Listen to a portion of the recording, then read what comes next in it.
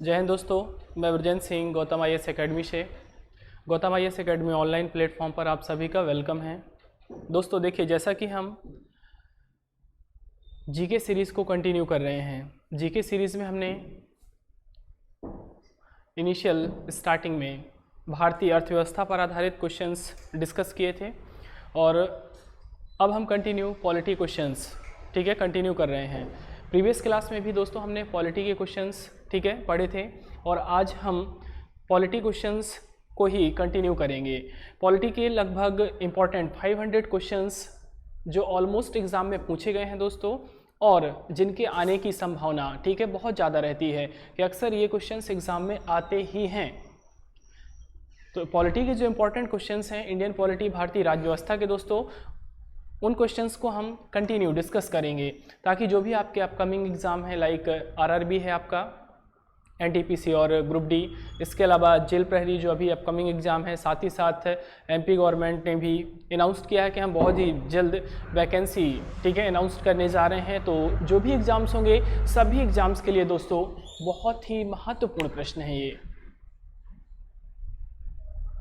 सभी लोग जो भी सेशन को अटेंड कर रहे हैं वीडियो को लाइक और शेयर जरूर करिएगा। लाइक करना है और शेयर करना है दोस्तों। ओके दोस्तों, देखेंगे हम यहाँ पर पॉलिटी सीरीज़ में पॉलिटी जीके सीरीज़ में भारतीय राज्य व्यवस्था सामान्य ज्ञान सीरीज़ में कल हमने 25 क्वेश्चंस डिस्कस किए थे और आज भी हम 25 क्वेश्चन डिस्कस करेंगे दोस्तों। यहाँ पर भारतीय राज्य व्यवस्था में, इंडियन पॉलिटी में आर्टिकल्स बहुत ही ज़्यादा इम्पॉर्टेंट है, मायने रखते हैं। इनको हम कैसे लर्न करें, कैसे हमको याद हों, ये कैसे हमको लर्न हो, ये बहुत ज़रूरी होता है। क्योंकि कई बार हम ये सोचते हैं कि आर्टिकल हम पढ़ते हैं लेकिन बार बार हमें भूल जाते हैं। इनके लिए आपको एक माइंड सेट करना है, जैसे कुछ एक चीज़ें कॉमनली होती हैं। यदि जनरली कोई आपसे बोलता है कि मैं आपको एक याद करने का एक छोटा सा तरीका बता रहा हूँ, एक जनरल सा बिल्कुल तरीका बता रहा हूँ जो कि बिल्कुल क्लियर आपके माइंड में क्या हो जाएगा, सेट हो जाएगा। जैसे कोई पूछता है कि भारतीय संविधान में कितने प्रकार के आपातकालों का वर्णन किया गया है, how many types of emergency are describe in our constitution या इंडियन कॉन्स्टिट्यूशन, हमारे संविधान में कितने प्रकार के आपातकालों का उल्लेख है। दोस्तों एक चीज़ मैं आपको बता दूं कि यहाँ पर याद रखिएगा 3 भारतीय संविधान का, इसे लकी नंबर कहें, या फिर एक इस तरीके से माइंड में सेट कर लें 3, क्योंकि भारतीय संविधान में अधिकांश कोई भी चीज यदि पूछी जाती है, प्रकार यदि पूछे गए, कितने शब्द आया, प्रकार पूछे गए, कितने शब्द आया, तो दोस्तों आपको बिल्कुल अपने माइंड में सेट रखना है 3 प्रकार से। दैट मीन्स संविधान का लकी नंबर क्या है, 3 है। बोले भारतीय संविधान के प्रकार या संविधान के प्रकार, किसी भी देश के संविधान के प्रकार के या संविधान के प्रकार के बारे में बताएंगे तो दोस्तों हम 3 ही बताते हैं, लिखित, अलिखित, कठोर एवं लचीला, संघात्मक और एकात्मक, 3 प्रकार बताते हैं। आपातकाल कितने प्रकार से, 3 प्रकार से। संविधान में संशोधन, संसद द्वारा संविधान में संशोधन कितने प्रकार से, 3 प्रकार से। साधारण बहुमत द्वारा, विशेष बहुमत द्वारा, राज्यों के अनुमोदन, विशेष बहुमत और राज्यों के अनुमोदन द्वारा। वीटो शक्तियां कितने प्रकार से, 3 प्रकार से। भारतीय संविधान की प्रस्तावना में शब्द जोड़े गए, कितने शब्द जोड़े गए, 3 शब्द जोड़े गए। तो दोस्तों 3 भारतीय संविधान का एक हम कह सकते हैं कि लकी नंबर है। बिल्कुल आंख बंद करके ऑलमोस्ट जगह पर आपको 3 प्रकार से ये चीजें मिलेंगी। आपको मैंने बाय एग्जाम्पल भी एक्सप्लेन किया है। तो यहां पर हमें इन चीजों को बहुत अच्छे तरीके से याद रखना है, अपने माइंड में सेट रखना है। फिर राष्ट्रपति, उपराष्ट्रपति, प्रधानमंत्री, जो भी पदाधिकारी हैं इनके नाम को याद करने में बड़ी प्रॉब्लम जाती है, ये भी हम सोचते हैं। तो वहाँ पर एक हम छोटी सी ट्रिक अपने माइंड से क्रिएट कर सकते हैं ताकि बाय ट्रिक हम उन चीज़ों को क्या कर सकें दोस्तों, लर्न कर सकें। जो टॉपिक मैंने पढ़ाए, प्रेसिडेंट पढ़ाया, वाइस प्रेसिडेंट पढ़ाया, कैसे याद रखना है इनके नेम, एक तो डायरेक्टली हम याद कर सकते हैं यदि हम ठीक है माइंड से सेट है अच्छे तरीके से तो कोई इशू नहीं होता है, हम डायरेक्टली याद भी कर सकते हैं। और डायरेक्टली याद करना तो सबसे अच्छा होता है, बेस्ट होता है। लेकिन यदि याद नहीं होता दोस्तों, हमें ट्रिक का सहारा लेना पड़ता है। तो वहां पर फिर हम ट्रिक, लेकिन हम ट्रिक अपनी ही बनाएं, ऑलमोस्ट ट्रिक अपने माइंड से ही क्रिएट करें। कोई ऐसा सॉन्ग बनाकर, कोई ऐसा गाना बनाकर, जैसे अपन फॉलो करते होंगे, बोले कुमार विश्वास को फॉलो करते हैं, सुनते रहते हैं, आपने सुना होगा ना कुमार विश्वास का एक, ठीक है, जो एक दो पंक्तियां हैं, वो लाइनें हैं, हमको पता नहीं है हम क्यों बहक रहे हैं। सभी ने सुनी होंगी, सुनी है ना। और अभी जब अपने यहाँ पर वैकेंसी नहीं आ रही थी एमपी गवर्नमेंट में, ना ही सेंट्रल गवर्नमेंट में, तो स्टूडेंट्स क्या बोल रहे थे, हमको पता नहीं है हम क्यों पढ़ रहे हैं। वही कंडीशन है। तो इस तरीके से हम कुछ ना कुछ अपने माइंड में, ठीक है, कोई सॉन्ग क्रिएट करके, कोई लाइन क्रिएट करके, ठीक है, किसी की लिरिक्स में बेस्ड लाइन तैयार करके हम लर्न कर सकते हैं। आर्टिकल कैसे याद होंगे? आर्टिकल लर्न करने के लिए कुछ ना कुछ चीज़ें हमें अपने माइंड में सेट करनी होती हैं, वहाँ पर भी हम उनको रिलेट करें, हम उनको क्या करें, जोड़ें। जैसे अनुच्छेद बोले 52 किससे रिलेटेड है? राष्ट्रपति का पद। 53 राष्ट्रपति की कार्यपालिका शक्ति। 54 राष्ट्रपति का निर्वाचक मंडल। अनुच्छेद 55 राष्ट्रपति के चुनाव की प्रक्रिया। अनुच्छेद 56 राष्ट्रपति का कार्यकाल। दोस्तों समझ रहे हैं ना, किस तरीके से हम देखते हैं। जैसे बोले राष्ट्रपति की क्षमादान शक्ति किस अनुच्छेद में वर्णित है? तो बोले क्षमादान शक्ति किस में वर्णित है? एक आपने लाइन सुनी होगी, 72 बार माफ कर चुका हूं अब नहीं करूंगा, 72 बार माफ कर चुका हूं अब नहीं करूंगा। तो क्षमादान यानी माफ करना। बोलते हैं ना, अक्सर बोल देते हैं 72 गलतियां की हैं तुमने, 72 बार तुम्हें माफ किया है मैंने, लेकिन अब नहीं करूंगा, तो अनुच्छेद 72 आ गया। बोले राष्ट्रपति की वीटो शक्ति। अब वीटो शक्ति कितने प्रकार की होती है दोस्तों? 3 प्रकार की।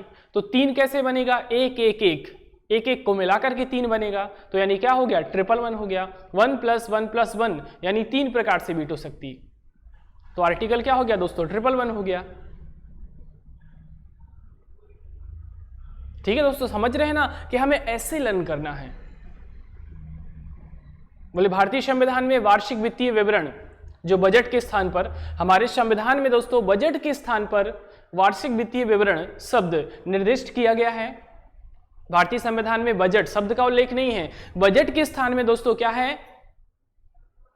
वार्षिक वित्तीय विवरण शब्द को निर्दिष्ट किया गया है। तो ये किस अनुच्छेद में है? तो दोस्तों वार्षिक वित्तीय विवरण, वार्षिक यानी 1 वर्ष का, तो 1 वर्ष यानी कि 1, और 1 वर्ष में कितने महीने होते हैं? 12। तो क्या हो गया? 1 1 2 यानी कि 112।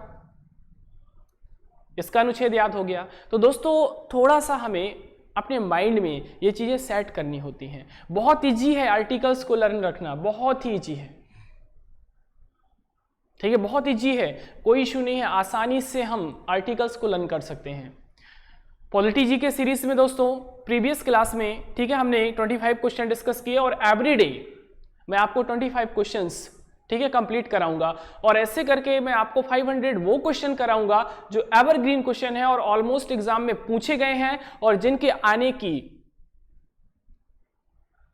श्योरिटी बिल्कुल रहती है, और अक्सर वही क्वेश्चंस एग्जाम में आते हैं। ओके दोस्तों, तो चलिए आज का सेशन हम स्टार्ट करते हैं। यहां पर हम देखेंगे दोस्तों आपके सामने, ठीक है, पहला क्वेश्चन आपके सामने दोस्तों, भारतीय संविधान का कौन सा अनुच्छेद लोकसभा को भंग करने की शक्ति प्रदान करता है? ठीक है, भारतीय संविधान का कौन सा अनुच्छेद राष्ट्रपति को लोकसभा को भंग करने की शक्ति प्रदान करता है? अब देखिए दोस्तों, लोकसभा, अब यहां से हम देखते हैं कि लोकसभा, ठीक है, संसद 79 में है। ऐसे देखो डायरेक्टली हम देख सकते हैं, संसद 79 79, राज्यसभा 80, लोकसभा 81। और जब 4 सदस्य भी उपस्थित नहीं होंगे, एक याद करने का तरीका बता रहा हूं, ये कॉन्सेप्ट नहीं है कि 4 सदस्य नहीं होंगे उपस्थित तो लोकसभा को भंग कर दिया जाएगा, लेकिन आर्टिकल याद करने का तरीका बता रहा हूं। अब हमें लोकसभा का आर्टिकल याद हो गया, 81 में लोकसभा है। तो जब लोकसभा के 4 भी सदस्य उपस्थित नहीं होंगे, तब राष्ट्रपति क्या कर देगा? लोकसभा को, ठीक है, भंग कर देगा। दैट मीन्स अनुच्छेद 85, आर्टिकल 85। लोकसभा को भंग करने का अधिकार किसको है दोस्तों? राष्ट्रपति को है। किसको है दोस्तों? राष्ट्रपति को है। राष्ट्रपति कभी भी अनुच्छेद 85 आर्टिकल 85 के तहत लोकसभा को क्या कर सकता है दोस्तों? भंग कर सकता है दोस्तों। तो बिल्कुल इजी तरीके से हम आर्टिकल लर्न कर सकते हैं। अगला क्वेश्चन है दोस्तों, भारत का संविधान किस वर्ष लागू हुआ? ठीक है, बहुत ही सिंपल क्वेश्चन है, फर्स्ट ऑर्डर का क्वेश्चन है दोस्तों। यहां पर देखिए क्वेश्चंस जो आपके होते हैं एग्जाम में सिलेक्शंस के लिए, ठीक है, इनके ऑर्डर होते हैं, फर्स्ट ऑर्डर, सेकंड ऑर्डर और फिर उसके बाद हायर ऑर्डर। दैट मीन्स जो आपके वनडे एग्जाम है, ठीक है, वनडे एग्जाम, फिर स्टेट सिविल सर्विसेज और इसके बाद फिर आपका, ठीक है, सिविल सर्विसेज संघ लोक सेवा आयोग यूपीएससी, इनकी ये क्या है? कैटेगरी बनी हुई है। फर्स्ट ऑर्डर दैट मीन्स बिल्कुल एक इजी क्वेश्चन, वनडे एग्जाम में ऑलमोस्ट पूछा जाने वाला, और हमें देखकर ऐसा लगता है अरे बहुत इजी क्वेश्चन है, लेकिन बस यही है कि इजी है, लेकिन उसको अच्छे से क्या करना है? रीड करना है और बहुत अच्छे तरीके से आंसर देना है। तो दोस्तों भारत का संविधान किस वर्ष लागू हुआ? किस वर्ष, यहां पर ईयर बताना है, तो 1950, और साथ ही साथ दोस्तों हम डेट भी बताएंगे। 26 जनवरी 1950 को भारत का संविधान लागू हुआ और भारत क्या बना? गणतंत्र बना, गणतंत्र। और यही रीजन है कि हम प्रत्येक वर्ष 26 जनवरी को गणतंत्र दिवस, रिपब्लिक डे के रूप में क्या करते हैं? 26 जनवरी को सेलिब्रेट करते हैं दोस्तों। ओके दोस्तों, आगे देखेंगे हम। अगला क्वेश्चन है दोस्तों, भारतीय संविधान में नीति निर्देशक तत्वों के समावेशन का क्या उद्देश्य है? नीति निर्देशक तत्व, ठीक है, नीति निर्देशक तत्व राज्य के सिद्धांत हैं, ठीक है, राज्य कोई भी नीति बनाते समय, राज्य जब भी पब्लिक के लिए कोई भी नीति बनाएगा, कोई भी पॉलिसी मेकिंग करेगा, नीति निर्देशक सिद्धांतों को, ठीक है, ध्यान में रख करके पॉलिसी बनाएगा, जिससे आर्थिक और सामाजिक लोकतंत्र की क्या हो सके? स्थापना हो सके। नीति निर्देशक तत्व भारतीय संविधान में दोस्तों कहां से लिए गए हैं? आयरिश कॉन्स्टिट्यूशन, आयरलैंड के संविधान से लिए गए हैं। और भारतीय संविधान में नीति निर्देशक तत्वों का वर्णन जो है दोस्तों भारतीय संविधान के भाग किस में है दोस्तों? 4 में है, पार्ट 4 में है। कहां से लेकर दोस्तों? अनुच्छेद 36 से लेकर के इनक्यावन तक, आर्टिकल 36 to 51 नीति निर्देशक तत्वों का वर्णन किया गया है। और नीति निर्देशक तत्व जनता के सामाजिक और आर्थिक लोकतंत्र के निर्माण में बहुत ही सहायक है। नीति निर्देशक तत्वों के समावेशन का उद्देश्य ही है सामाजिक और आर्थिक लोकतंत्र की क्या करना दोस्तों? स्थापना करना। अगला क्वेश्चन दोस्तों आपके सामने, रॉलेट अधिनियम किस वर्ष में पारित हुआ था? रॉलेट एक्ट, ये सभी ने नाम सुना होगा, रॉलेट अधिनियम, ठीक है, रॉलेट एक्ट, ठीक है, आप सभी को मालूम है 1919, आपको मालूम होगा फर्स्ट वर्ल्ड वॉर जो स्टार्ट हुआ था 1 जुलाई 1914 से 1919 तक चला, ठीक है। भारतीयों को लगा कि फर्स्ट वर्ल्ड वॉर के बाद, युद्ध की समाप्ति के बाद, जो ये प्रथम विश्व युद्ध चल रहा है, इस युद्ध की समाप्ति के बाद, ठीक है, ब्रिटिश का जो बिहेवियर है भारतीयों के प्रति ठीक होगा, लेकिन ऐसा नहीं हुआ। जैसे ही वर्ल्ड वॉर खत्म हुआ, ब्रिटिश सरकार का रवैया भारतीयों के प्रति और ज्यादा क्या हो गया? सख्त होता गया।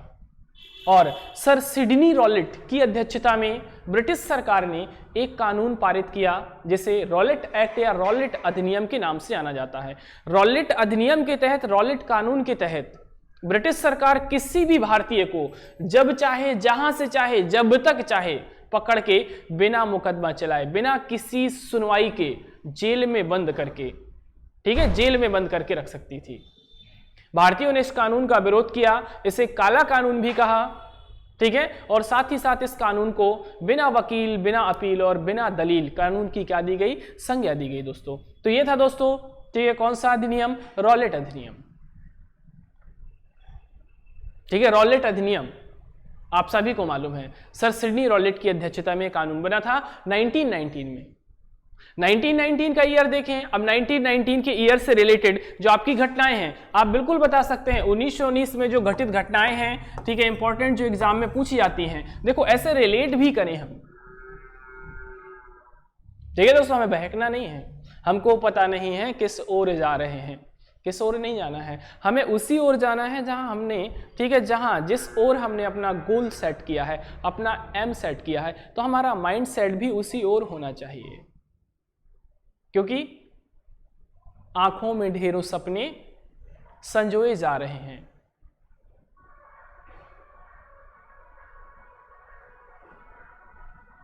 स्टडी में मस्त एक कॉम्पिटिटर क्या चाहता जिंदगी से, स्टडी में मस्त एक कॉम्पिटिटर क्या चाहता जिंदगी से। तो दोस्तों आप भी कॉम्पिटिटर हैं और सभी आपके हम उम्र के लोग जो भी कॉम्पिटिटिव एग्जाम्स की तैयारी करते हैं वो भी कॉम्पिटिटर्स हैं। ठीक है, तुम भी समझ रहे हो और हम सब समझ रहे हैं, बात वही है। तो यहां पर हमें सारी चीजों को क्या करना है, रिलेट करना है, जोड़ना है। ठीक है कि 1919, अब यहां पर आया रॉलेट एक्ट। एक चीज तो आपको मालूम चल गई, रॉलेट एक्ट मिल गया आपको 1919 में, रॉलेट एक्ट मिला दोस्तों। साथ ही साथ दोस्तों 1919 में ही, ठीक है, आपको मालूम होगा जलियांवाला बाग, जलियांवाला बाग जो हत्याकांड हुआ था आपका, ये भी आपको मालूम होगा।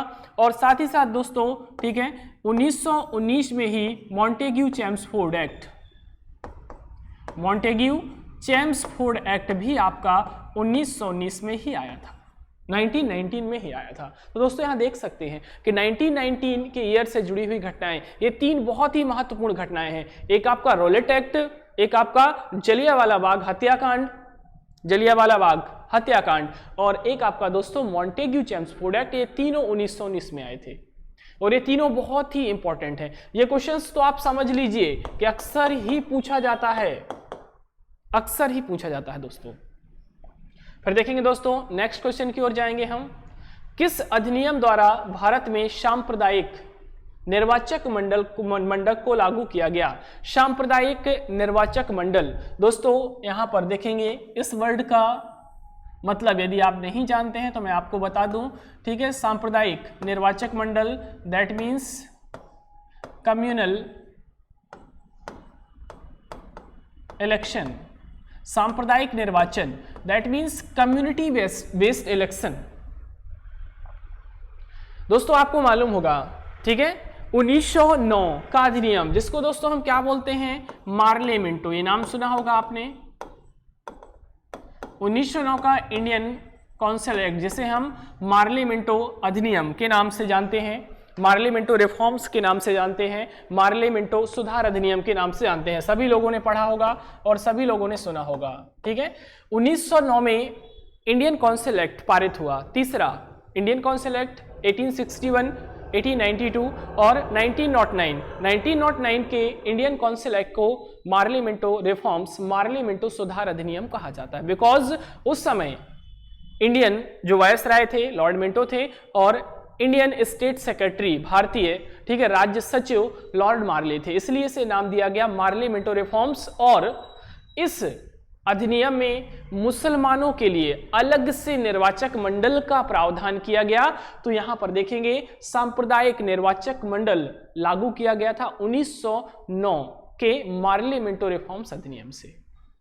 और 1909 के मार्लेमेंटो रिफॉर्म अधिनियम से जैसे ही ये लागू हुआ तो लॉर्ड मिंटो को, याद रखिएगा, मिंटो को भारत में सांप्रदायिक निर्वाचन का जनक किसे कहा जाता है? क्वेश्चन दोस्तों ये भी बनता है कि भारत में सांप्रदायिक निर्वाचन का जनक, कम्युनल इलेक्शन का फादर इंडिया में किसे कहते हैं? लॉर्ड मिंटो को कहते हैं। ये बहुत क्वेश्चन आता है एग्जाम में, बहुत ही महत्वपूर्ण प्रश्न है दोस्तों, कई बार, ठीक है, पूछा गया है, कई बार पूछा गया है दोस्तों। ठीक है, अगला क्वेश्चन है दोस्तों आपके सामने, संघ लोक सेवा आयोग के सदस्य अपना इस्तीफा, रिजाइन किसको देते हैं? अपना त्यागपत्र किसको सौंपते हैं दोस्तों? तो याद रखिएगा दोस्तों, संघ लोक सेवा आयोग के सदस्य अपना त्यागपत्र किसको देते हैं? राष्ट्रपति को देते हैं, प्रेसिडेंट को देते हैं। संघ लोक सेवा आयोग के गठन का अधिकार राष्ट्रपति को है, उसके अध्यक्ष और सदस्यों की नियुक्ति का अधिकार भी राष्ट्रपति को है, और समय पूर्व यदि आयोग के अध्यक्ष या सदस्य को त्यागपत्र देना है तो अपना त्यागपत्र वो किसको देंगे? राष्ट्रपति को देंगे। दोस्तों ये आपका आता है किसके अंतर्गत? पीएससी, जो आपका पब्लिक सर्विस कमीशन है, और देश में 3 प्रकार के पब्लिक सर्विस कमीशन कार्यरत हैं, नाम सुना होगा आपने दोस्तों, यूपीएससी है, एसपीएससी है और आपका, ठीक है, सीपीएससी है। यहाँ पर आप सभी जानते हैं, यूनियन पब्लिक सर्विस कमीशन, संघ लोक सेवा आयोग केंद्र के लिए, ठीक है, एवरी स्टेट में स्टेट पब्लिक सर्विस कमीशन, और ज्वाइंट के लिए कंबाइंड पब्लिक सर्विस कमीशन, संयुक्त लोक सेवा आयोग। ठीक है, यहां पर इसका गठन राष्ट्रपति द्वारा, स्टेट पीपीएससी का गठन राज्यपाल के द्वारा, और संयुक्त का गठन भी किसके द्वारा दोस्तों? राष्ट्रपति के द्वारा। तो याद रखेंगे दोस्तों, संघ लोक सेवा आयोग के, ठीक है, अध्यक्ष अपना त्यागपत्र, सदस्य अध्यक्ष त्यागपत्र किसको देते हैं? राष्ट्रपति को देते हैं। चलिए दोस्तों आगे देखते हैं हम। अगला क्वेश्चन आपके सामने, आर्थिक प्रतिवर्ष सर्वे इकोनॉमिक, ठीक है, जो आपका सैंपल सर्वे है, आर्थिक प्रतिवर्ष जो आपका सर्वे है, किसके द्वारा प्रकाशित किया जाता है? तो देखिए दोस्तों, आर्थिक, ठीक है, प्रतिवर्ष सर्वे, यहां पर आर्थिक चीजों से जुड़ी हुई कोई भी बात यदि आती है तो बिल्कुल अपने माइंड में सेट कर लीजिएगा। जैसे बजट तैयार कराने का दायित्व, ठीक है, बजट किस मंत्रालय के द्वारा तैयार किया जाता है? वित्त मंत्रालय के द्वारा। बजट तैयार कराने का दायित्व किसका है? राष्ट्रपति का है। बजट तैयार करने का दायित्व किसका? देखो, कराने का और करने का दोनों में अंतर है दोस्तों। बजट कौन तैयार कराता है? राष्ट्रपति। लेकिन बजट तैयार कौन करता है? वित्त मंत्री। और आर्थिक प्रतिवर्ष सर्वे का प्रकाशन किस, ठीक है, विभाग के द्वारा किया जाता है दोस्तों? वित्त मंत्रालय के द्वारा किया जाता है। और वर्तमान में भारत की वित्त मंत्री निर्मला सीतारमण हैं। निर्मला सीतारमण सभी लोग जानते हैं। अगला क्वेश्चन दोस्तों, ठीक है, वह राज्य जो लोकसभा में निर्वाचित सदस्यों की दूसरी सबसे बड़ी संख्या भेजता है। राज्यसभा में निर्वाचित सदस्यों की दूसरी बड़ी संख्या भेजता, वह राज्य जो लोकसभा में निर्वाचित सदस्यों की दूसरी बड़ी संख्या भेजता है दोस्तों एमपी स्टेट से हम बिलोंग करते हैं, तो एमपी का तो हमें पता है कि मध्य प्रदेश से लोकसभा में 29 निर्वाचित सदस्य जाते हैं, आप सभी जानते हैं। लेकिन दूसरा बड़ा राज्य है दोस्तों महाराष्ट्र। याद रखिएगा अच्छे तरीके से, महाराष्ट्र। अब आप बात करें कि टॉप पर कौन है सर, तो दोस्तों याद रखेंगे यूपी सबसे ज्यादा 80 एमपीज भेजता है लोकसभा में। और उसके बाद फिर आपका है दोस्तों एमएच महाराष्ट्र, ठीक है, जो 48 एमपीज भेजता है। कहां पर दोस्तों? लोकसभा में। पहले नंबर पर उत्तर प्रदेश है, ठीक है, यूपी है दोस्तों, और उसके बाद फिर आपका दोस्तों क्या है? महाराष्ट्र है। और अपने एमपी से कितने हैं दोस्तों? 29 मेंबर्स जाते हैं इलेक्ट होकर, कहां पर? लोकसभा में दोस्तों। चलिए दोस्तों आगे बढ़ते हैं हम। अगला क्वेश्चन, निर्वाचक मंडल जो राष्ट्रपति उपराष्ट्रपति का चुनाव कराता है, ठीक है, वह कौन है? निर्वाचक मंडल, दैट मींस उपराष्ट्रपति के चुनाव में कौन कौन शामिल होता है? निर्वाचक मंडल यानी इलेक्टोरल कॉलेज, ठीक है, वो लोग जो संबंधित चुनाव में भाग लेते हैं। जैसे अब उपराष्ट्रपति की बात की है तो उपराष्ट्रपति के चुनाव में भाग लेने वाले सदस्यों का समूह ही क्या होगा? ठीक है, उपराष्ट्रपति का निर्वाचक मंडल कहलाएगा। दैट मींस वो लोग जो उपराष्ट्रपति के चुनाव में क्या करते हैं दोस्तों? वोट डालते हैं। तो दोस्तों याद रखिएगा, लोकसभा व राज्यसभा के सदस्य, ठीक है, उपराष्ट्रपति के निर्वाचक मंडल में कौन कौन शामिल होता है दोस्तों? लोकसभा और राज्यसभा के सदस्य। अगला क्वेश्चन दोस्तों आपके सामने, फाइनेंस कमीशन वित्त आयोग की नियुक्ति या गठन कौन करता है? फाइनेंस कमीशन सभी ने पढ़ा होगा, केंद्र एवं राज्यों के बीच, ठीक है, वित्त का बंटवारा या वित्तीय संबंधी विवादों का निराकरण करने के लिए एक वित्त आयोग है, जिसका प्रावधान, फाइनेंस कमीशन का प्रावधान, ठीक है, अनुच्छेद 280 में है, आर्टिकल 280 में है, अनुच्छेद 280 में है। याद रखेंगे दोस्तों, 280 वित्त आयोग, ठीक है, 280 बिल्कुल याद रखेंगे, ठीक है, 280 वित्त आयोग, आर्टिकल 280 केंद्र और राज्य के बीच वित्तीय बंटवारा, वित्तीय विवादों का निराकरण करने के लिए वित्त आयोग है, और जिसका प्रावधान, ठीक है, अनुच्छेद 280 में है। वित्त आयोग का गठन प्रत्येक 5 वर्ष में राष्ट्रपति द्वारा किया जाता है। राष्ट्रपति 5 वर्ष के पूर्व भी वित्त आयोग को समाप्त करके नया गठित कर सकता है, यह भी प्रावधान है दोस्तों। तो वित्त आयोग का गठन कौन करता है दोस्तों? राष्ट्रपति करता है। ओके दोस्तों आगे बढ़ते हैं हम।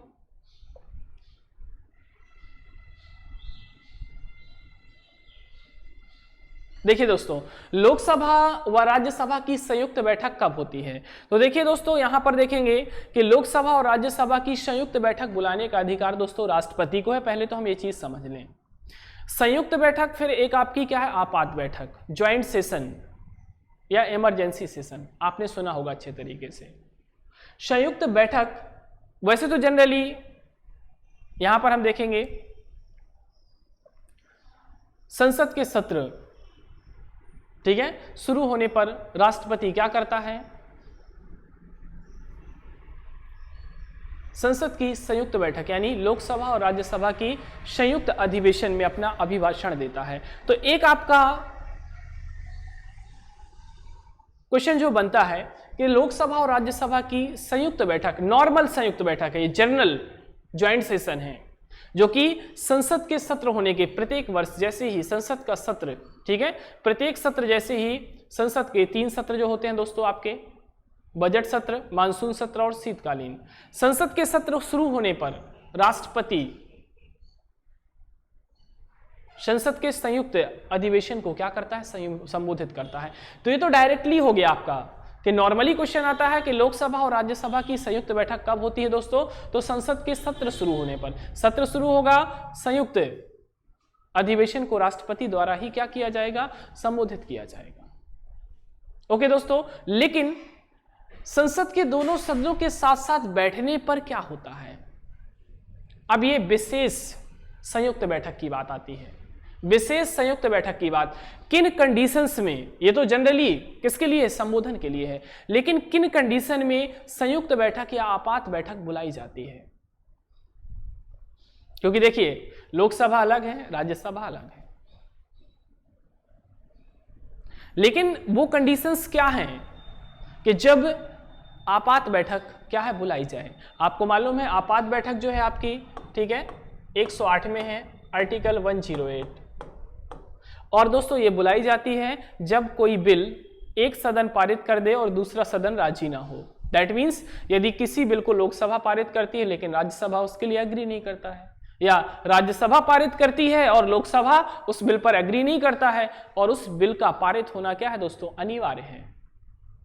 ऐसी स्थिति में राष्ट्रपति अनुच्छेद 108 के तहत क्या करता है दोस्तों, आपात बैठक, ठीक है, या संयुक्त, विशेष संयुक्त बैठक जिसे आपात बैठक कहते हैं, क्या करता है, बुलाता है। और अभी तक भारतीय संसद में, ठीक है, 4 बार दोस्तों, 4 टाइम्स संयुक्त बैठक हो चुकी है। डायरेक्टली याद रखिएगा दोस्तों, ठीक है। सबसे पहले जो दोस्तों आपकी हुई थी 1962 में डॉबरी प्रिवेंशन एक्ट, दहेज निरोधक, ठीक है, बिल पर संयुक्त बैठक हुई थी। इसके बाद बैंकिंग सर्विस एक्ट 1978 में, बैंकिंग सर्विस एक्ट 1978 में दोस्तों। इसके बाद दोस्तों 2002, ठीक है, पोटा एक्ट को पारित कराने के लिए, POTA prevention of terrorism activity act, आतंकवादी गतिविधि निरोधक अधिनियम। और इसके बाद दोस्तों फिर आपका 2008 में, ठीक है, विमेन रिप्रेजेंटेशन बिल के लिए।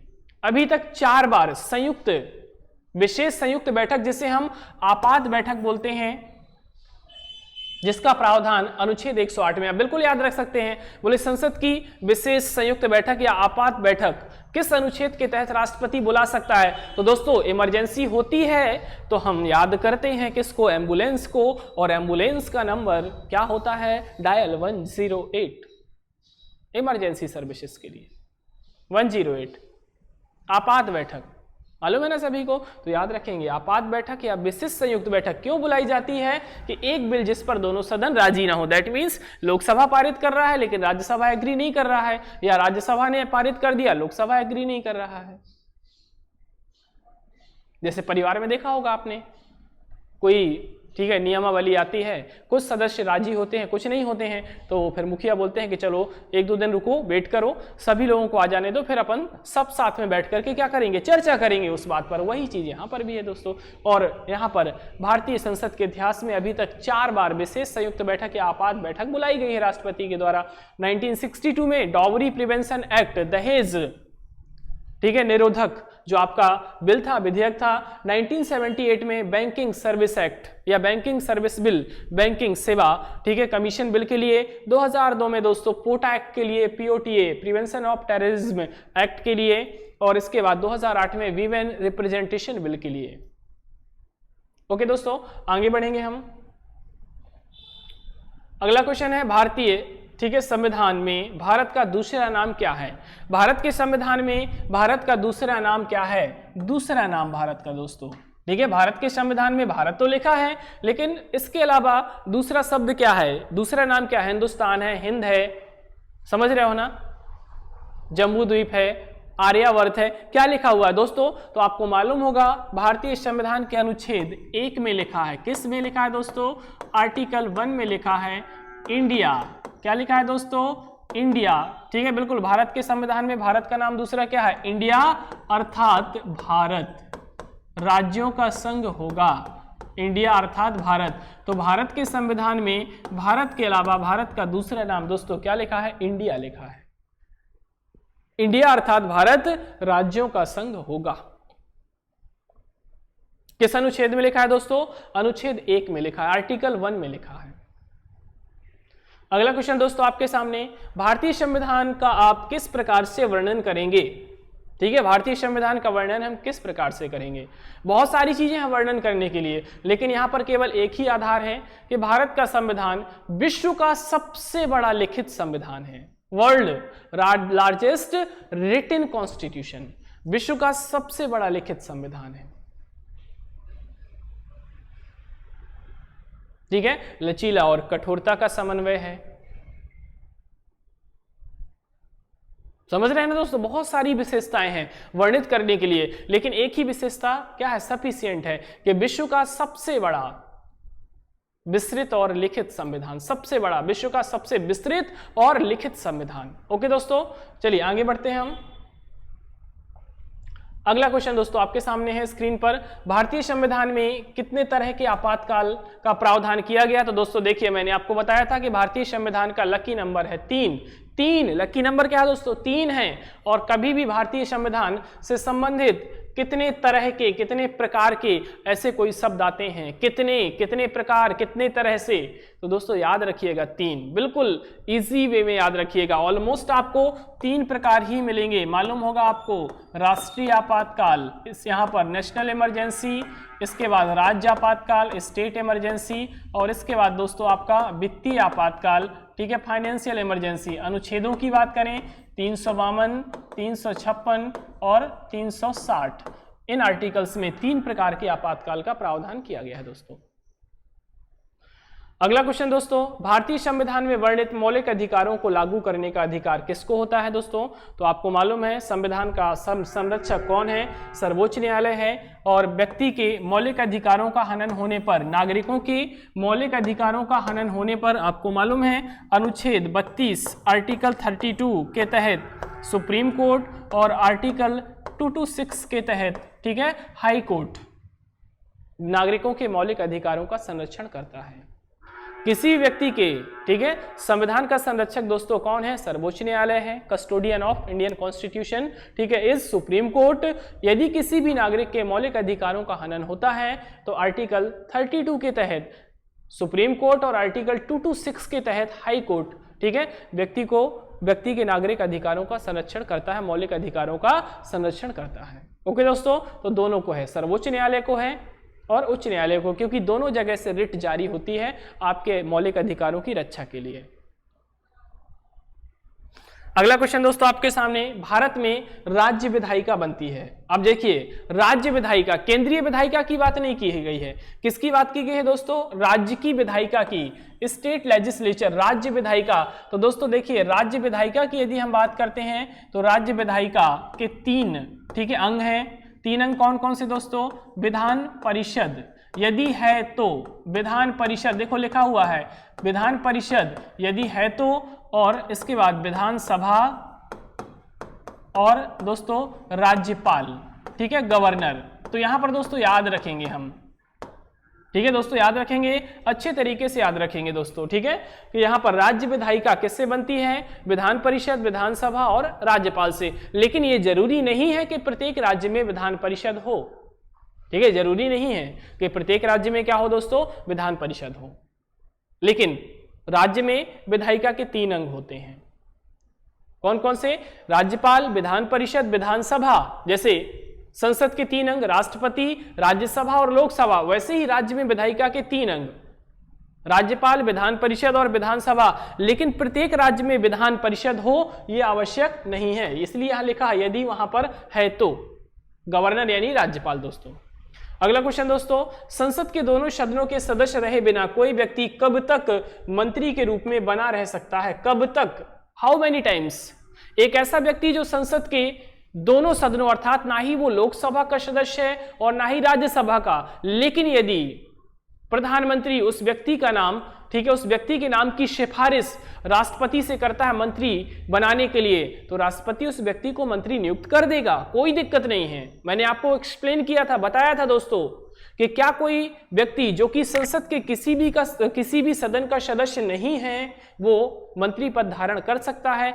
कर सकता है, लेकिन कब तक? 6 मंथ तक। दैट मीन्स मंत्री पद धारण करने की 6 माह की अवधि के अंतर्गत उसे संसद के किसी एक सदन, आइदर लोकसभा और राज्यसभा की दोस्तों सदस्यता लेनी होगी, और यदि 6 माह के अंदर वो संसद के किसी भी सदन की सदस्यता प्राप्त नहीं कर पाता है तो उसे अपने पद से क्या करना पड़ेगा दोस्तों? त्यागना होगा, पद छोड़ना होगा, त्यागपत्र देना होगा। तो दोस्तों याद रखिएगा, ये लिखा है आपका, अनुच्छेद भी है इसके लिए, ठीक है, आर्टिकल 75 सब आर्टिकल 5 में लिखा है दोस्तों, 75(5) में लिखा है, ठीक है, कि कोई व्यक्ति 6 माह की कालावधि तक जो कि संसद के किसी सदन का सदस्य नहीं है, ठीक है, मंत्री पद पर रह सकता है, और यदि 6 माह के अंदर वो संसद के किसी एक सदन की सदस्यता प्राप्त नहीं कर पाता है तो 6 माह की काल अवधि के बाद उसे अपने पद से क्या करना पड़ेगा? ठीक है, त्यागपत्र देना होगा, या उसका पद अपने आप, मंत्री पद क्या हो जाएगा दोस्तों? नहीं रहेगा, खत्म हो जाएगा। चलिए दोस्तों आगे बढ़ते हैं हम। भारतीय संविधान के उपबंधों का संशोधन किया जा सकता है, ठीक है, भारतीय संविधान के उपबंधों का, जो इंडियन कॉन्स्टिट्यूशन में वर्णित प्रावधान है, उनका संशोधन केवल और केवल कौन कर सकता है? ठीक है, देखिए संशोधन 2 प्रकार से होता है, एक आपका औपचारिक और एक आपका अनौपचारिक। ठीक है, औपचारिक संशोधन संविधान के प्रावधानों में औपचारिक संशोधन वो संशोधन है जो एक प्रक्रिया के तहत अनुच्छेद 368 के द्वारा भारतीय संसद के द्वारा किए जाते हैं, और अनौपचारिक संशोधन वो संशोधन है जो सुप्रीम कोर्ट समय समय पर संविधान की व्याख्या के द्वारा करता है। लेकिन यदि हम देखें कि यहाँ पर जो अथॉरिटी है संविधान के उपबंधों में संशोधन करने की, वो अनुच्छेद 368 के तहत दोस्तों, किस आर्टिकल के तहत? आर्टिकल 368 के तहत, अनुच्छेद 368 के तहत किसको? संसद को दी गई है। दैट मीन्स भारतीय संसद अनुच्छेद 368 के तहत संविधान के उपबंधों में संशोधन कर सकती है। अगला क्वेश्चन दोस्तों, राज्यपाल की सर्वाधिक महत्वपूर्ण विधायी शक्ति क्या है? राज्यपाल की सबसे इंपॉर्टेंट विधायी शक्ति मतलब लेजिस्लेचर पावर, सर्वाधिक महत्वपूर्ण विधायी शक्ति, क्योंकि राज्यपाल राज्य विधायिका का एक अंग होता है, और राज्य विधायिका का अंग होने के नाते, ठीक है, उसके पास विधायी शक्तियां मौजूद हैं। जैसे केंद्र में पारित, संसद में केंद्र में पारित बिल को, ठीक है, अनुमति कौन देता है? राष्ट्रपति देता है। तो वैसे ही राज्य की, ठीक है, विधायिका द्वारा पारित बिल को अनुमति कौन देगा? राज्यपाल देगा। लेकिन दोस्तों बिल को अनुमति देने से भी बढ़कर राज्यपाल की राज्य में सबसे महत्वपूर्ण शक्ति है दोस्तों अध्यादेश जारी करना। क्या जारी करना दोस्तों? अध्यादेश जारी करना। किस अनुच्छेद के तहत दोस्तों? अनुच्छेद 213। आप सभी को मालूम है, आप सभी लोग जानते हैं, ठीक है, अनुच्छेद 213 आपने पढ़ा भी है, अच्छे तरीके से पढ़ा है। अनुच्छेद 213 के तहत राज्यपाल, ठीक है, राज्यपाल किस सूची के विषय पर? राज्य सूची के विषय पर। दोस्तों याद रखिएगा, क्योंकि राज्यपाल की शक्ति, ठीक है, उसके राज्य क्षेत्र तक सीमित है। राष्ट्रपति अध्यादेश जारी करता है अनुच्छेद 123 के तहत किन सूची के विषयों पर? केंद्र और समवर्ती सूची के विषयों पर। और राज्यपाल की सबसे महत्वपूर्ण विधायी शक्ति है अध्यादेश जारी करना। किस अनुच्छेद के तहत? 213 के तहत। और राज्यपाल किस सूची के विषय पर अध्यादेश जारी कर सकता है? केवल राज्य सूची के विषय पर, क्योंकि राज्यपाल की शक्ति कहां तक? उसके राज्य क्षेत्र तक सीमित है दोस्तों। अध्यादेश में आपको बता चुका हूं कि जब विधायिका सत्र में ना हो, केंद्र में है तो संसद और राज्य में है तो विधानसभा, सत्र में ना हो, और ऐसे में इस टाइम पर कोई कानून को लागू करना क्या हो? आवश्यक हो, तब ऐसे में केंद्र में राष्ट्रपति अनुच्छेद 123 के तहत और राज्य में राज्यपाल अनुच्छेद 213 के तहत अपने शक्तियों के अपने राज्य क्षेत्र के अधीन वर्णित सूचियों के विषयों पर अध्यादेश जारी कर सकते हैं। और ऐसे अध्यादेश की अवधि सत्र शुरू होने के अगला सत्र जब भी शुरू होगा 6 सप्ताह तक होती है। ओके दोस्तों, तो यहां पर याद रखिएगा कि राज्य में राज्यपाल की सबसे महत्वपूर्ण विधायी शक्ति है अध्यादेश जारी करना। किस अनुच्छेद के तहत जारी करता है? 213। किस सूची के विषय पर दोस्तों? याद रखेंगे, ये भी इंपॉर्टेंट क्वेश्चन बनता है, केवल और केवल राज्य सूची के विषय पर। ठीक है, राष्ट्रपति, केंद्र और समवर्ती सूची के विषय पर, और राज्यपाल की अध्यादेश जारी करने की शक्ति होती है केवल राज्य सूची के विषय पर। दोस्तों देखिए, भले ही यहां पर आपको एक क्वेश्चन दिखता है, लेकिन उससे जुड़े हुए जितने भी पॉइंट्स होते हैं मैं सब क्लियर करता हूं। जैसे एक क्वेश्चन है कि सबसे महत्वपूर्ण शक्ति अध्यादेश जारी करना, अब किस अनुच्छेद के तहत? ये भी आपको बता दिया, 213। ठीक है, किस सूची के विषय पर? राज्य सूची के विषय पर। अध्यादेश की अवधि क्या होती है? अगला सत्र शुरू होने के 6 सप्ताह तक वैलिड होता है। और इसके बाद यदि विधायिका पारित कर देती है तो कंटिन्यू हो जाएगा, और विधायिका चाहे तो उसे क्या कर सकती है? समाप्त कर सकती है। ओके दोस्तों, आगे बढ़ेंगे हम। अगला क्वेश्चन है दोस्तों आपके सामने, भारत के संविधान के किस अनुच्छेद में लिखा है कि 14 वर्ष से कम आयु का बालक किसी भी फैक्ट्री या खान मतलब, ठीक है, माइन, खान का मतलब है दोस्तों माइंस, जो आपकी खदानें होती हैं, माइंस, या अन्य कोई जोखिमपूर्ण रोजगार में कार्य नहीं करेगा। आपने दोस्तों पढ़ा होगा, ठीक है, राइट टू एक्सप्लॉयटेशन, जो आपका है राइट अगेंस्ट एक्सप्लॉयटेशन, शोषण के विरुद्ध अधिकार। और शोषण के विरुद्ध अधिकार का वर्णन, ठीक है, 2 अनुच्छेदों में, एक आपका अनुच्छेद 23 है और एक आपका अनुच्छेद दोस्तों क्या है? 24 है। 23 किसको, ठीक है, प्रोटेक्ट करता है? आपको मालूम होगा, बलात्श्रम। ठीक है, बलात्श्रम, मानव की खरीद फरोख्त को क्या करता है? प्रतिबंधित करता है। बलात्श्रम यानी कि बलपूर्वक बेगारी और ह्यूमन ट्रैफिकिंग को क्या करता है? ठीक है, निषेध करता है। अनुच्छेद 24, ठीक है, मानव के दुर्व्यापार और बलात्श्रम का निषेध करता है। दुर्व्यापार मतलब ट्रैफिकिंग जो है ह्यूमन की, अवैध खरीद फरोख्त है, और बलात्श्रम यानी बेगारी है, बलपूर्वक जो काम कराया जाता है बिना वेतन के, उसका विरोध करता है। और अनुच्छेद 24, 14 वर्ष से कम आयु के बच्चों को फैक्ट्री, कोई कारखाना है, कोई माइंस है, या अन्य कोई जोखिम भरे कार्य हैं, उनमें नियोजित करने का निषेध करता है दोस्तों। तो बच्चों के लिए शोषण के विरुद्ध अधिकार दिया गया है दोस्तों, किसमें? अनुच्छेद 24 में। दोस्तों बहुत ही महत्वपूर्ण प्रश्न है, कई बार एग्जाम में आया हुआ क्वेश्चन है ये। ठीक है, पीएससी एग्जाम हो आपका दोस्तों, या एसएससी हो, ठीक है दोस्तों, या रेलवे हो, या किसी भी स्टेट गवर्नमेंट का एग्जाम हो, कोई भी स्टेट गवर्नमेंट का एग्जाम हो, कई बार ये पूछा गया क्वेश्चन है, कई बार एग्जाम में आया हुआ है, और बहुत ही ज्यादा इसके आने की प्रोबेबिलिटी होती है। अच्छे से माइंड सेट कर लीजिएगा। अगला क्वेश्चन दोस्तों, संविधान की 4थी अनुसूची में किसका वर्णन है? 4th schedule. ठीक है, 4th शेड्यूल, 4थी अनुसूची। आपको पता है दोस्तों भारतीय संविधान में 12 अनुसूचियां हैं वर्तमान में, मूल संविधान में 8 थी। 4थी अनुसूची में दोस्तों वर्णित है, डायरेक्टली हम याद रखेंगे, राज्यों तथा संघीय क्षेत्रों का राज्यसभा में प्रतिनिधित्व।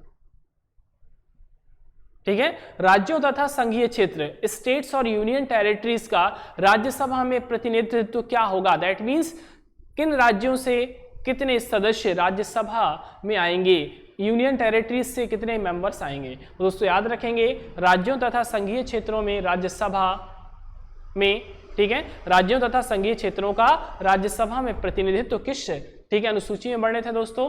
4थी अनुसूची में वर्णित है। ओके दोस्तों, आगे बढ़ेंगे हम। क्वेश्चन नंबर 23 देखेंगे दोस्तों हम, संविधान के अनुच्छेद 330 में किसका वर्णन है? आर्टिकल 330। दोस्तों भारतीय संविधान का अनुच्छेद 330 लोकसभा में एससी और एसटी की सीटों का आरक्षण निर्धारित करता है। आपको मालूम होगा एट प्रेजेंट में लोकसभा में अनुसूचित जाति की जो सीट संख्या है 84 है दोस्तों, और जनजाति की जो सीट संख्या, रिजर्व सीट संख्या 47 है। ऐसे कुल मिलाकर दोस्तों 131 स्थान एससी और एसटी के लिए लोकसभा में 131 स्थान क्या है दोस्तों? आरक्षित हैं, रिजर्व हैं। बिल्कुल अच्छे से याद रखिएगा, अनुसूचित जाति के लिए 84 स्थान, 84 स्थान आरक्षित हैं और 47 ठीक है सीट्स यानी 47 स्थान किसके लिए दोस्तों, एसटी के लिए रिजर्व हैं। ये बहुत ही इंपॉर्टेंट क्वेश्चन है दोस्तों, कई बार एग्जाम में पूछा गया है, याद रखिएगा अच्छे तरीके से, और अभी भी इसके आने की संभावना बहुत ज्यादा रहती है। अगला क्वेश्चन है दोस्तों, मूल कर्तव्यों का वर्णन संविधान के किस अनुच्छेद में है। मूल कर्तव्य, फंडामेंटल ड्यूटीज, आपको मालूम है दोस्तों कि भारतीय ठीक है मूल भारतीय संविधान में मूल कर्तव्यों का उल्लेख नहीं था। मूल कर्तव्यों को 42वें संविधान संशोधन अधिनियम 1976 के तहत सरदार स्वर्ण सिंह समिति की सिफारिश पर भारतीय संविधान में जोड़ा गया था और इसके लिए भारतीय संविधान में एक अलग से भाग को ऐड करना पड़ा और वो भाग कौन सा था दोस्तों, 4A, और उसके लिए एक अनुच्छेद रखना पड़ा हमें, आर्टिकल 51A। तो पार्ट 4A और आर्टिकल 51A में मूल कर्तव्यों का वर्णन किया गया है। मूल कर्तव्यों की प्रेरणा ठीक है कहां से मिली है, आपको मालूम होगा, रूस के संविधान से, रशियन कॉन्स्टिट्यूशन से दोस्तों। अगला क्वेश्चन दोस्तों, कौन सा कार्य राज्यसभा के सदस्य ही कर सकते हैं। दोस्तों आपको मैंने बताया था कि राज्यसभा के पास लोकसभा की तरह पावर नहीं है, ठीक है, जो पावर लोकसभा के पास होती है वो पावर राज्यसभा के पास नहीं है। लेकिन राज्यसभा के पास दोस्तों 3 अनन्य शक्तियां हैं, 3 अनन्य शक्तियां, ठीक है। अनन्य का मतलब जानते हैं ना दोस्तों, हिंदी यदि आप पढ़ते होंगे तो अन्न धन अन्य, अन्न मतलब नहीं और अन्य वो शक्तियां जो अन्य के पास, अन्य मतलब लोकसभा के पास नहीं है, और वो 3 अनन्य शक्तियां ठीक है राज्यसभा की दोस्तों क्या है, मैं आपको बाय आर्टिकल एक्सप्लेन कर दे रहा हूं कि राज्यसभा की जो 3 अनन्य शक्तियां हैं दोस्तों, वो 3 अनन्य शक्तियां आपकी ये हैं, आर्टिकल 67B, आर्टिकल 249 और आर्टिकल 312। ये 3 अनन्य शक्तियां 3 अनुच्छेदों में, राज्यसभा की 3 अनन्य शक्तियां जो लोकसभा के पास नहीं है। पहला 67B, उपराष्ट्रपति को उसके पद से हटाने का प्रस्ताव केवल राज्यसभा में लाया जा सकता है, आर्टिकल 67B। आर्टिकल 249 ठीक है, कोई ऐसा विषय जो कि राज्य सूची में वर्णित है लेकिन नेशनल इंपॉर्टेंस का है, राष्ट्रीय महत्व का है,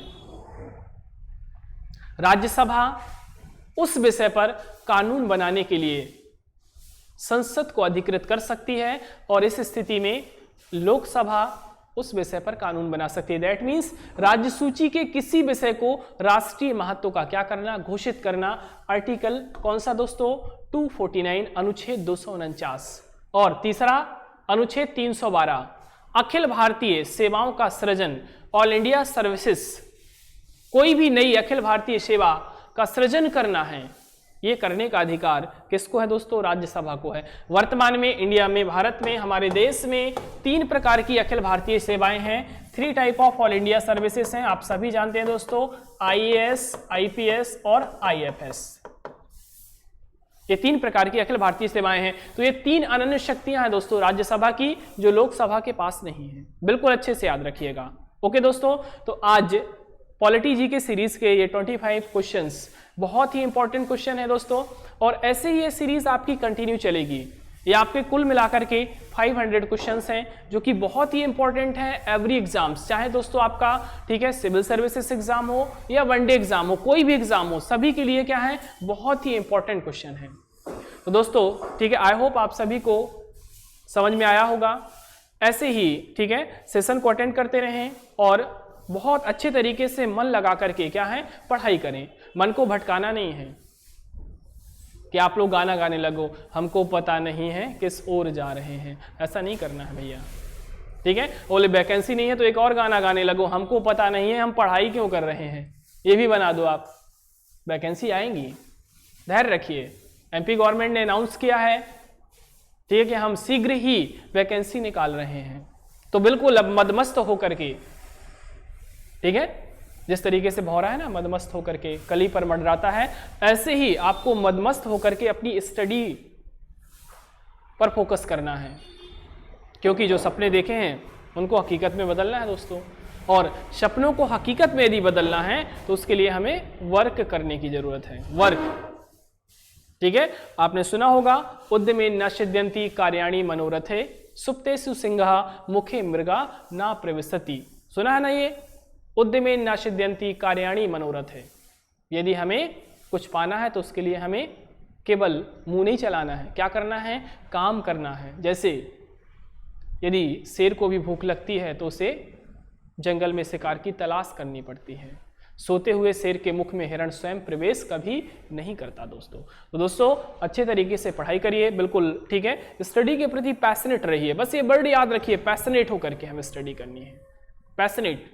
और स्टडी में जिसके पास ठीक है पैशन आ गया, स्टडी के प्रति पैशन आ गया ना, तो समझ लीजिए we achieve everything that we are think. ठीक है, समझ रहे हैं ना, जो हमने सोचा है वो हम सब कुछ पा सकते हैं। तो दोस्तों इन्हीं शुभकामनाओं के साथ मैं कल फिर मिलूंगा अगले सेशन में, तब तक के लिए सभी को जय हिंद।